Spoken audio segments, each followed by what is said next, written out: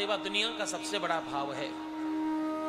5 पांडवों ने जब कौरवों के ऊपर विजय श्री प्राप्त कर ली तो उन्होंने एक यज्ञ किया। यज्ञ में सबने अपना अपना काम बांट लिया। भगवान कृष्ण बोले मुझे भी कोई काम दो।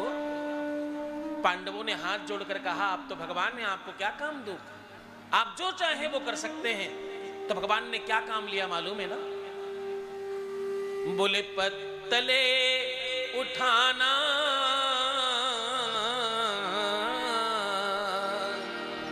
पत्तले उठाना, पग धोना, मोहन ने अंगीकार किया, मोहन ने अंगीकार किया।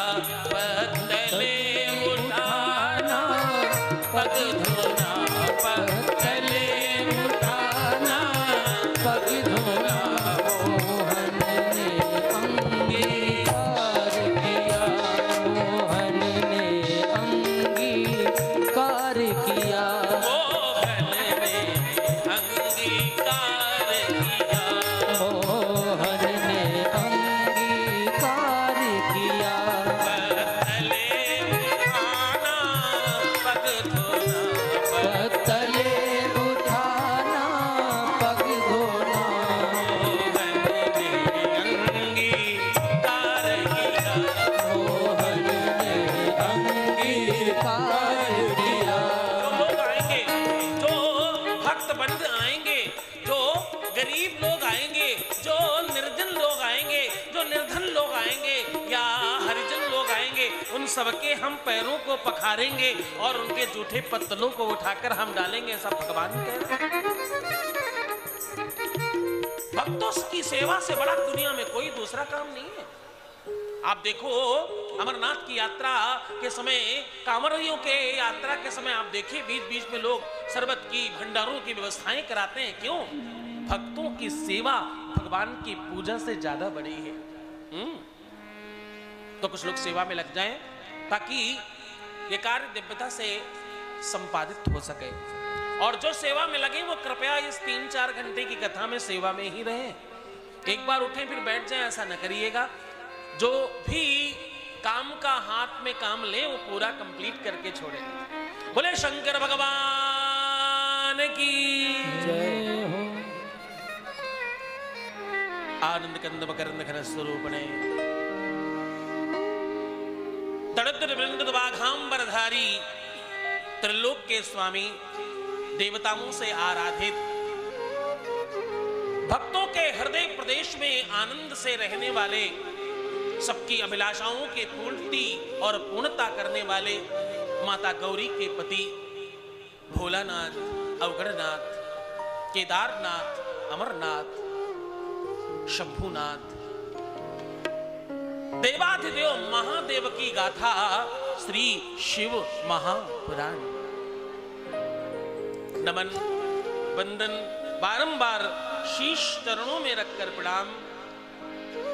जिस ग्रंथ में, जिस पुराण में मेरा नाथ, मेरा शंकर, मेरा सर्वस्व समाहित है, जिस गाथा में देवाधिदेव महादेव स्वयं विराजित हैं, मानो स्वयं उनकी मूर्ति हो और ये ग्रंथ ना होकर, ये गाथा ना होकर, ये विशाल मंदिर हो और उसमें महादेव का दर्शन हो रहा हो। ऐसा वांग्मय स्वरूप मानकर बारंबार नमन, बारंबार प्रणाम। समुपस्थित बैठे श्रोतावृंद, माताएं, बहनें, बेटियां, बच्चियां, बाल गोपाल, बंधु, सखा, मित्र और कुछ बुजुर्गवार, धनिकों में कुछ श्रेष्ठ और कुछ प्रबुद्ध जन, आप सभी को इस कथा व्यासपीठ से मैं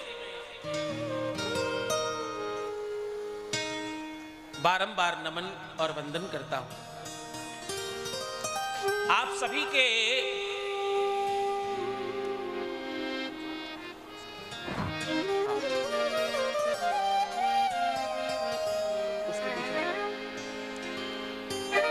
जी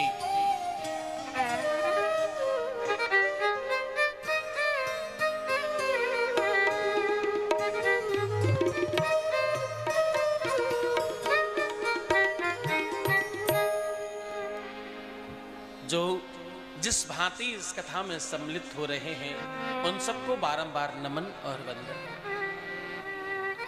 इस कथा में कुछ विद्वत वरेण्य, कुछ आचार्य वृंद, कुछ विद्वानों में श्रेष्ठता रखने वाले संत महंत अमलात्मा सिद्धात्मा यति मुनि साधक न जाने कौन किस रूप में बैठा हो, इस व्यासपीठ से दर्शित अथवा अदृश्य रूप में सभी शक्तियों को मैं बारंबार नमन और प्रणाम करता हूं।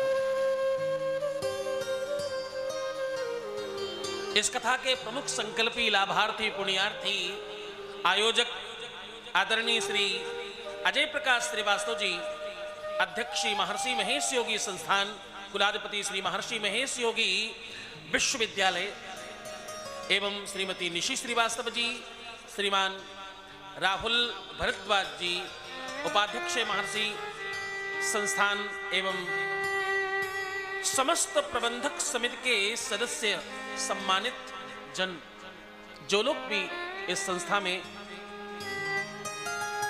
जिस रूप में भी कार्यरत हैं, जिस रूप में भी सेवा कर रहे हैं, उन सबको,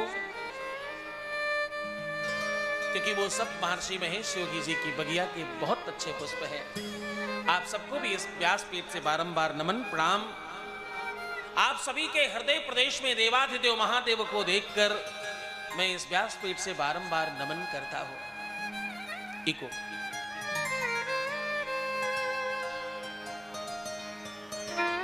पूज्यपाद महर्षि महेश योगी,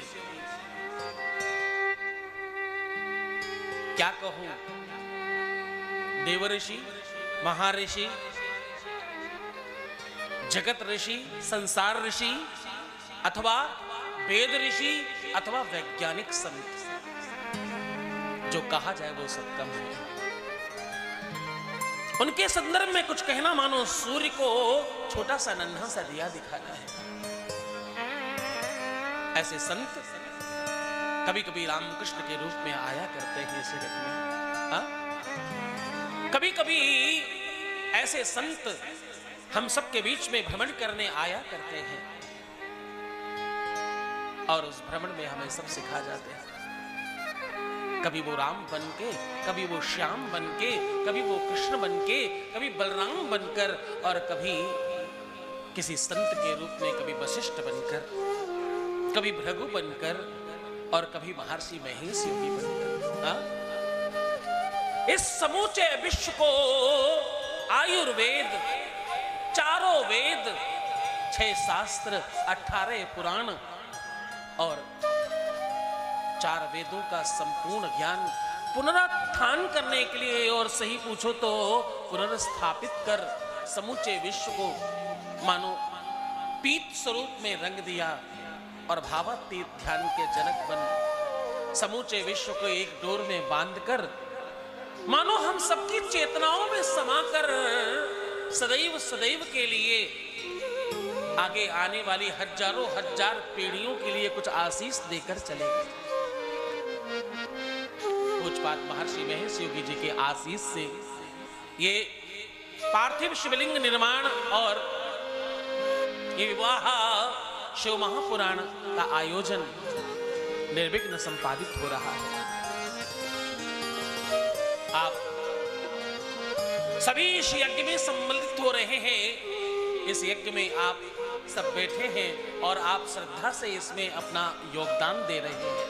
ये पहली कथा इस प्रकार की है जिसमें आप केवल सुन नहीं रहे, आप इस कथा में सहयोगी बन रहे हैं। आप स्वयं भी परमात्मा का निर्माण कर रहे हैं। आप पार्थिव शिवलिंग बना रहे हैं और मुख से ओम नमः शिवाय कह रहे हैं। शब्द ब्रह्म है। इस समूचे विश्व में जो भी कहा जाता, जो बोला जाता है, वो सब कहीं न कहीं जाकर के अपना स्थान बनाता है। ओम नमः शिवाय तुम्हारा गगनचुंबी उस ओजोन के पार जाकर शायद कैलाश के पास, शायद महादेव के सन्मुख जाकर तुम्हारे और तुम्हारी मनोकामनाओं की पूर्ति करेगा। इसलिए बहुत श्रद्धा से, बहुत विश्वास के साथ, बड़े भाव के साथ महादेव की इस यज्ञ में सम्मिलित हो और योगी बनकर बिल्कुल यौगिक रूप में आपके अगल बगल में क्या हो रहा है वो आपको मालूम ना पड़े, आपका ध्यान केवल व्यासपीठ पर हो, तो आप समझना कि आप सच्चे श्रोता हो। हाँ? सच्चे श्रोता का सबसे पहला परिचय, गौर से सुनना, बोले शंकर भगवान की जय हो। कौन कौन है जो बहुत प्यार से सुन रहा है?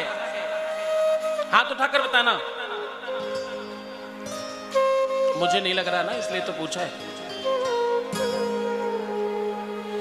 बिल्कुल सच सच बताइए, ऐसे नहीं, दोनों हाथ उठाकर बताओ जो बहुत आराम से सुन रहे हैं और बिल्कुल सच्ची में एक एक बात। मैं पूछ बैठ सकता हूं, मैं पूछ सकता हूं मैंने क्या कहा था, वो बात तुम्हें मालूम होनी चाहिए। आप लोगों में से 90% लोग इधर उधर में मिट्टी लूटने में लगे हैं। मैं आपको सही कहूं, आपका ध्यान परमात्मा को बनाने की मिट्टी में है, ये अच्छी बात है, लेकिन एक और चीज पर आपका ध्यान होना चाहिए, जिसका नाम है उनका भजन। आपके मुंह से ओम नमः शिवाय निकलना चाहिए, ओम नमः शिवाय होना चाहिए, ताकि आपको इसका भी लाभ मिल सके। बोले शंकर भगवान की। आप बिल्कुल शोरगुल न करें, ताकि हम आपको कुछ बता सकें और हम आपको मेन धारा से जोड़ सकें, क्योंकि जब तक आप ध्यान से सुनेंगे नहीं, तब तक मैं कुछ बताने लायक रहूंगा नहीं और मैं कुछ बताऊंगा नहीं। हाँ,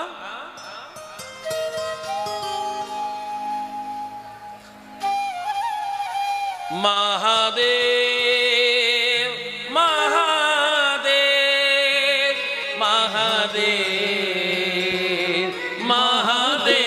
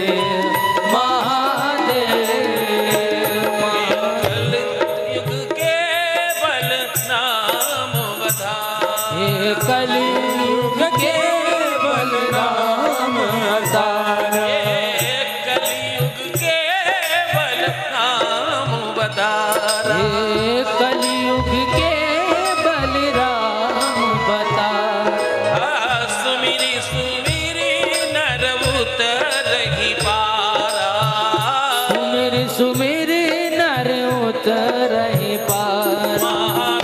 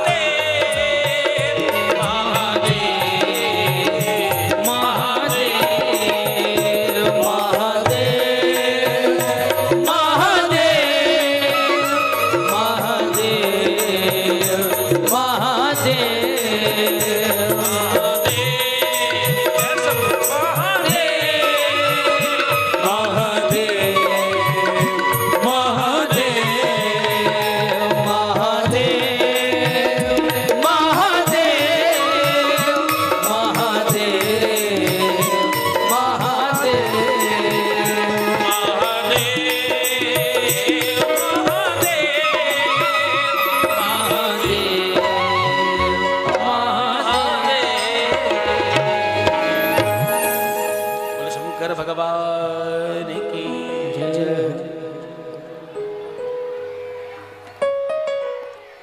आप ये थोड़ा सा आप सब सावधान होकर बिल्कुल शांति से अपनी अपनी जगह बैठ जाएं।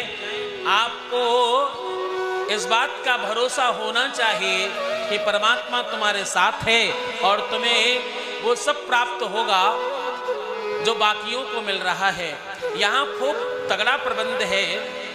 अच्छा, जो वॉलंटियर्स हैं वो कृपया बीच में जाकर के भी सबको शांति से पहले बिठाएं। जो खड़ा हो जाए उसको बिल्कुल मत दीजिएगा। और कथा में शोर करने वाले को पाप लगता है। क्या? एक बार बांटना बंद कर दीजिए। आप जो भी सेवा कर रहे हैं वो एक जगह खड़े हो जाएं। ध्यान से सुनिए। जो लोग सेवा कर रहे हैं वो शांति से एक जगह खड़े हो जाएं। जो लोग सामग्री बांट रहे हैं वो चुपचाप एक जगह खड़े हो जाएं। जो लोग कथा में शोर करते हैं, ध्यान से सुनो, तुम्हारा नुकसान बताने जा रहा हूं। जो लोग कथा में शोर करते हैं, बातचीत करते हैं, जिनका भी पाप उतर गया होता है, उन सबका पाप उठ करके उसके सर पर बैठ जाता है। नियम जानकर कोई गलती ऐसी मत करो कि करने गए पुण्य और हो गया पाप। अपनी जगह बैठे रहो, भरोसा रखो अपने नाथ पर। जहां बैठे हो वो वहीं आएगा और खुद तुम्हें देकर जाएगा। अगर इन्होंने नहीं दिया तो भगवान शंकर आकर तुम्हें सामग्री देंगे, चिंता न करना। अपनी जगह बैठे रहो। हाँ, भरोसा रखो, इन पर नहीं, अपने भगवान पर भरोसा रखो। कथा में सो जाना, कथा में बातचीत करना और कथा में उल्टी सीधी चीजें सोचते रहना, कथा में आकर के भी अपनी मानसिक प्रवृत्तियों पर अंकुश न लगा पाना, ये सब दुनिया के सबसे बड़े पाप हैं, जिसका विनाश कहीं भी जाने से नहीं होता। तुमने दुनिया भर में पाप किए, उसका फल तुम भोग रहे हो, वो यहां आने से नष्ट हो जाएगा।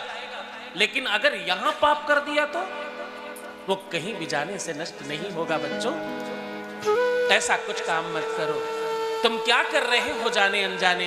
व्यासपीठ को पिछले कितनी देर से तुमने रोक कर रखा है? आप देखो 5:30 बज गया। हम 4 बजे से आपका इंतजार कर रहे हैं। आप शांति से बैठे तो हम बातचीत प्रारंभ करें। आप अपराध कर रहे हो, जाने अनजाने से ही। ऐसा कुछ न करना, भरोसा रखो। मैं तुम्हें बिल्कुल अस्वस्थ कर रहा हूं, यही तो बताने आया हूं तुम्हें। देवादिदेव महादेव बड़ी कृपा निधान है। हाँ, वो बहुत करुणावान है।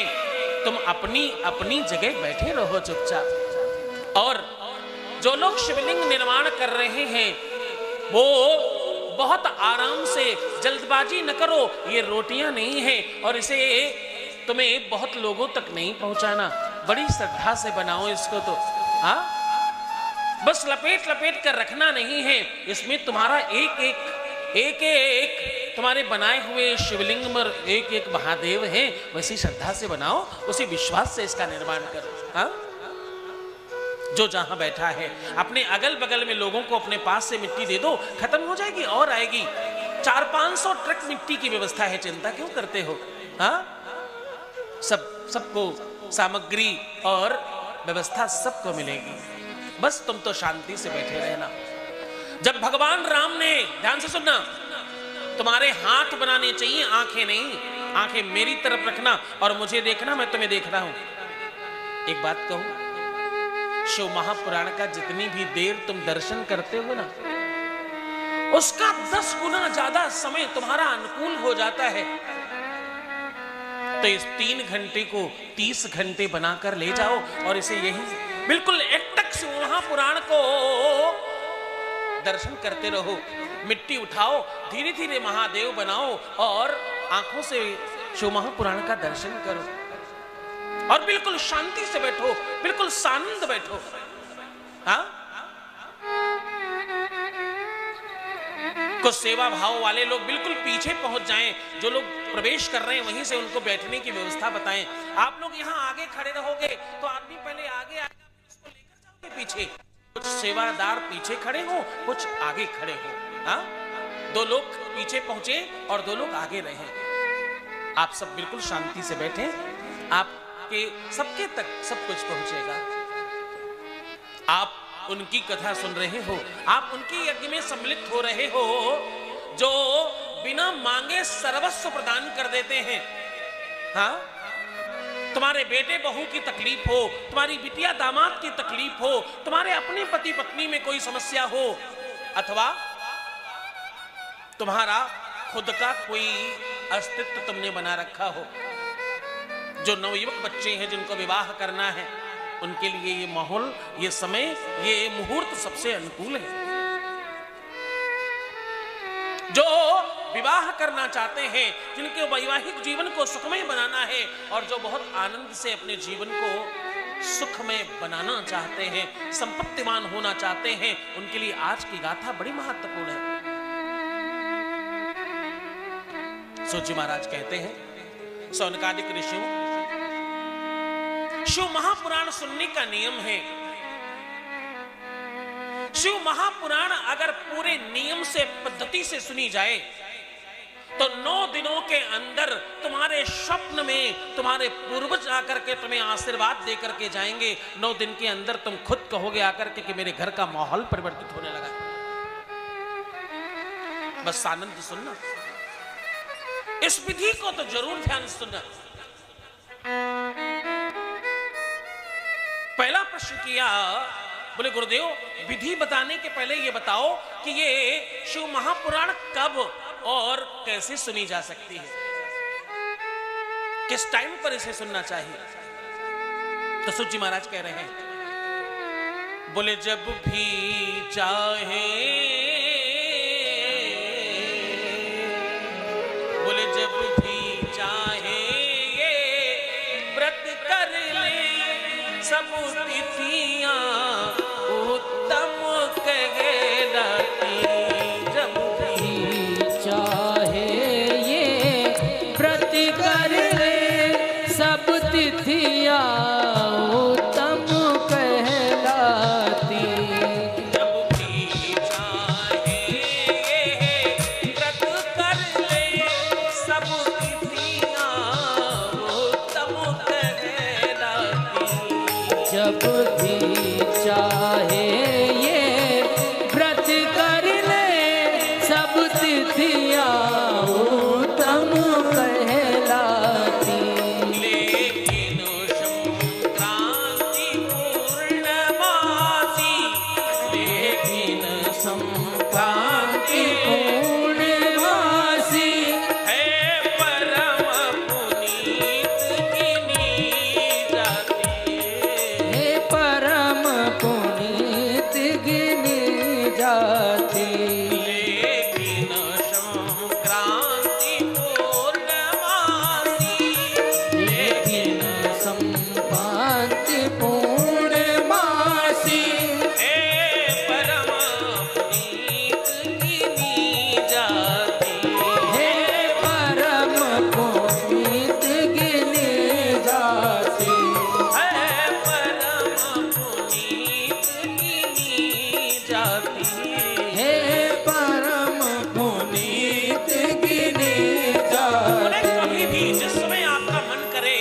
इस व्रत को कर सकते हैं। आपका जब मन करे, जब इच्छा करे, आप इस व्रत को कर सकते हैं। लेकिन कुछ तिथियां महत्वपूर्ण हैं। अगर मुहूर्त देखकर किया जाए तो इसका लाभ 1000 और करोड़ गुना बढ़ जाता है। एक और महत्वपूर्ण बात बताऊं आपको, ये पूरा महीना जो मार्च का है ना, इसमें बहुत अद्भुत संयोग पड़ने वाले हैं। जैसे 3 मार्च को भानु सप्तमी है, 4 मार्च को जानकी जयंती है, 6 मार्च को विजया एकादशी है, 8 मार्च को महाशिवरात्रि है, 10 मार्च को फाल्गुन अमावस्या, 12 मार्च को फुलेसा द्विज, 17 मार्च को होलाष्टक और 20 मार्च को आंवला एकादशी को आंवली एकादशी भी कहा जाता है, 22 मार्च को शुक्र प्रदोष और 24 मार्च को होलिका दहन। ये जो पूरा का पूरा ये महीना है, फाल्गुन मास सारे महीनों में सबसे ज्यादा पुण्यवान महीना है। इसी में सबरी की जयंती भी है, इसमें यशोदा जयंती भी है, इसमें जानकी जयंती भी है। ये महीना सबसे सर्वश्रेष्ठ माना जाता है। उस महीने में, इस पवित्र मुहूर्त में, इससे ज्यादा अच्छा मुहूर्त कहां मिलेगा। जब भी चाहे कर सकते हैं, लेकिन कुछ तिथियां उत्तम हैं। उन उत्तम तिथियों में आपकी कथा सर्वोत्तम तिथियों में चल रही है। ये कहना चाह रहा हूं तुम्हें। एक बात और कहूं, पूरे वर्ष पपीहा प्यासा रहता है, जब स्वाति की बूंद गिरे तो वो जलपान करता है। स्वाति की बूंद, एक बूंद पानी स्वाति नक्षत्र में बरस जाए, एक बूंद भी, तो पपीहे की प्यास बुझ जाती है। वही बूंद अगर सर्प के मुख में चली जाए तो सर्प मणिधारी हो जाता है। वही बूंद हाथी के मुंह में चला जाए तो गजमुक्ता बन जाता है। वही बूंद अगर गाय के मुंह में चला जाए तो गौरोचन बन जाता है।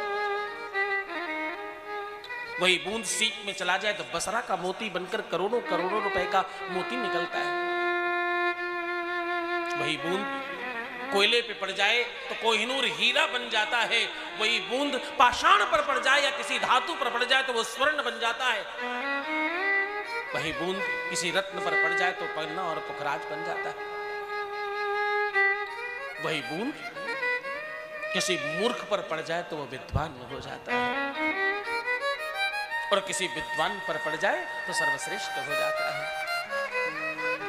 तुम सौभाग्यशाली हो। वो जो स्वाति के नक्षत्र का बूंद की बात कर रहा हूं, तुम पर तो पूरी बारिश हो रही है 9 दिनों तक। हाँ, जरा सोच कर देखो तुम क्या क्या लेकर जाओगे यहां से। मुहूर्त की बलिहारी है साहब। सही समय और सही मुहूर्त पर किया हुआ कार्य। छोटी सी दुकान खोलते हैं लोग, मुहूर्त दिखवा कर खोलते हैं। हाँ, जरा सा कोई काम करने जाए, घर का मुहूर्त करवाएं तो मुहूर्त देख कर करते हैं।